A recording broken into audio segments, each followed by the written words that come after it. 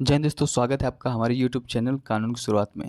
दोस्तों आज हम नए टॉपिक पर बात करेंगे कि आज के समय में प्रॉपर्टी पर अवैध कब्जे की समस्या लगातार बढ़ती जा रही है। ठीक, यानी कहने का तात्पर्य यह है कि अगर आपकी प्रॉपर्टी में किसी ने कब्जा कर लिया है तो उस कब्जे को हटवाने के लिए क्या क्या रूल हैं, क्या क्या कानून हैं, ठीक, जिसके कारण आप उस प्रॉपर्टी के कब्जे वाले को हटवा सकते हैं। ठीक है, जी हाँ, हम बात करेंगे आज के समय में प्रॉपर्टी पर अवैध कब्जे की समस्या लगातार बढ़ती जा रही है। लोग अपनी जीवन भर की कमाई से ज़मीन खरीदते हैं, मकान खरीदते हैं, लेकिन कई बार दुर्भाग्यवश उसकी संपत्ति पर अवैध रूप से कब्जा कर लिया जाता है। ऐसी स्थिति में अधिकांश लोग परेशान हो जाते हैं और समझ नहीं पाते कि क्या करें, क्योंकि उन्हें कानूनी प्रक्रिया की सही जानकारी नहीं होती है। इससे भी बड़ी समस्या यह है कि कई मामले सालों तक कोर्ट में अटके रहते हैं, जिससे पीड़ित व्यक्ति हताश हो जाता है। ठीक, इस लेख में हम आपको आज या इस वीडियो में आज हम आपको आपकी ज़मीन पर किसी ने अवैध कब्जा कर लिया है तो कानूनी रूप से उसे कदम कैसे उठा सकते हैं और कैसे कब्जा हटवा सकते हैं।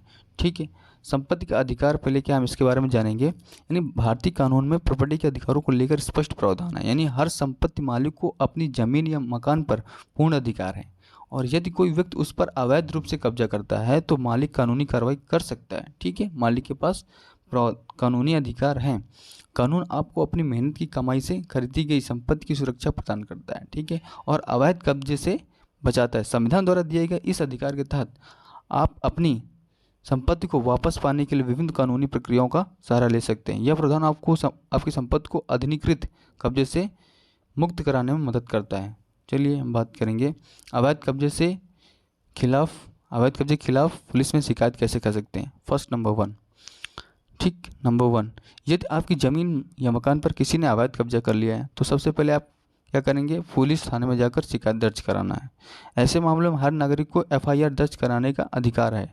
IPC की धारा 420 के तहत धोखाधड़ी के मामले में केस दर्ज किया जाता है। ठीक, यदि कब्जा करने वाले व्यक्ति ने आपकी संपत्ति के फर्जी दस्तावेज बनवाए हैं तो यह भी कानून की नज़र में एक गंभीर अपराध है। ऐसी स्थिति में IPC की धारा 467 के तहत ठीक मामला दर्ज कराया जा सकता है, जो दोस्तों में जालसाजी से संबंधित है। जितनी जल्दी आप शिकायत दर्ज कराएंगे उतनी ही जल्दी आप कानूनी प्रक्रिया स्टार्ट हो जाएगी। ठीक, उतनी ही जल्दी कानूनी प्रक्रिया स्टार्ट हो जाएगी। अब दस्तावेज क्या लेना है। पुलिस में शिकायत दर्ज कराते समय आपको कुछ महत्वपूर्ण दस्तावेज साथ ले जाने चाहिए। इनमें से प्रॉपर्टी के मालिकाना हक के प्रमाण, ठीक, जैसे रजिस्ट्री पेपर, खरीदी बिक्री अनुबंध। ठीक है, उसके बाद प्रॉपर्टी टैक्स रसीद, बिल, बिजली के बिल, पानी के बिल, ठीक, अन्य कई सरकारी दस्तावेज जो आपके स्वामित्व को साबित करते हैं। यदि आपके पास फोटो वीडियो प्रमाण जो अवैध कब्जे को दिखाते हैं तो वो भी उपयोगी हो सकते हैं। अपनी शिकायत में घटना की पूरी विवरण, तारीख, समय और अवैध कब्जा करने वालों के बारे में जितनी जानकारी है वह सब कुछ शामिल करें। स्पष्ट विस्तृत शिकायत पुलिस को मामले की गंभीरता समझने में मदद होगी। ठीक है, उसके बाद कोर्ट में सिविल केस दायर करना। कई बार ऐसा होता है कि पुलिस शिकायत के बावजूद कोई कार्रवाई नहीं होती, मामला लंबा खिंच जाता है। ऐसी स्थिति में आप सीधे कोर्ट में सिविल केस दायर कर सकते हैं। ठीक, सिविल कोर्ट में आप बेदखली का यानी सूट फॉर एविक्शन दायर कर सकते हैं। ठीक, जिसमें आप अवैध कब्जों को हटाने और अपनी संपत्ति पर पुनः कब्जा पाने की मांग कर सकते हैं।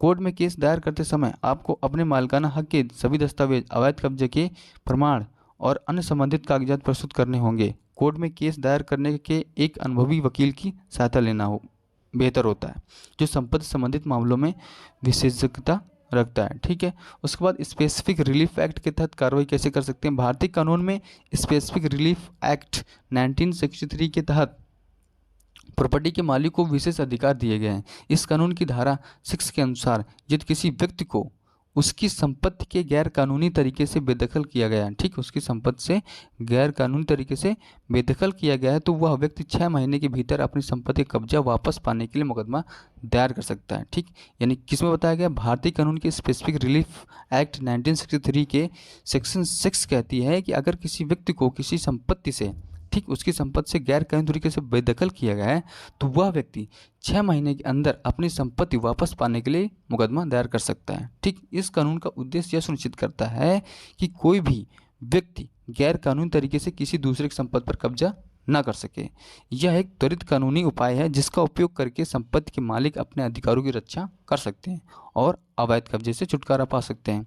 ठीक है, उसके बाद क्या होता है, अंतरिम अंतरिम आदेश यानी स्टे ऑर्डर के लिए आवेदन कैसे करना। अगर वह उस घर में मकान बनवा रहा है या फिर कब्जा कर रहा है तो स्टे ऑर्डर कैसे कर सकते हैं। यदि आपकी संपत्ति पर अवैध कब्जा हो गया है और आप कोर्ट में केस दायर कर रहे हैं तो आप अंतरिम इस आदेश यानी स्टे ऑर्डर के लिए भी आवेदन कर सकते हैं।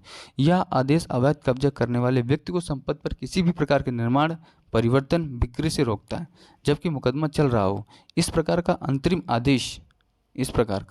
अंतरिम आदेश ठीक आपकी संपत्ति को और अधिक नुकसान से बचाता है, सुनिश्चित करता है कि मुकदमे के दौरान संपत्ति की स्थिति में कोई बदलाव न हो।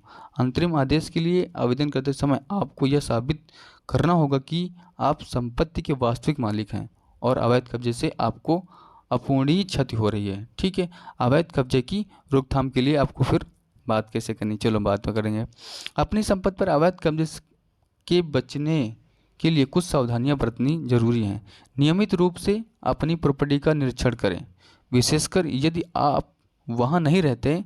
अपनी संपत्ति के सभी दस्तावेजों को सुरक्षित रखें और उनकी फोटोकॉपी अलग से रखें। संपत्ति की चार दीवारी या बाउंड्री वॉल बनवाकर उसे सुरक्षित रखें। यदि आप लंबे समय तक अपनी प्रॉपर्टी से दूर रहने वाले हैं तो किसी विश्वसनीय व्यक्ति या प्रॉपर्टी मैनेजमेंट सेवा को उसकी देखभाल की जिम्मेदारी सौंप दें। ठीक, स्थानीय पुलिस थाने को अपनी प्रॉपर्टी के बारे में जानकारी दें, खासकर यदि आप लंबे समय तक वहां नहीं रहने वाले हैं। ये सावधानियां आपकी संपत्ति के अवैध कब्जे से बचाने में मदद कर सकती हैं। ठीक है, सरकारी पहल और विशेष कानून क्या है। कई राज्य सरकारों ने अवैध कब्जे की समस्या से निपटने के लिए विशेष कानून और अदालतें स्थापित की हैं। उदाहरण के लिए अगर कुछ राज्यों में जमीन कब्जा मुक्त अदालतें हैं जो कुछ विशेष रूप में भूमि विवादों से संबंधित मामलों पर ध्यान देती हैं। इसके अलावा भूमि अभिलेखों का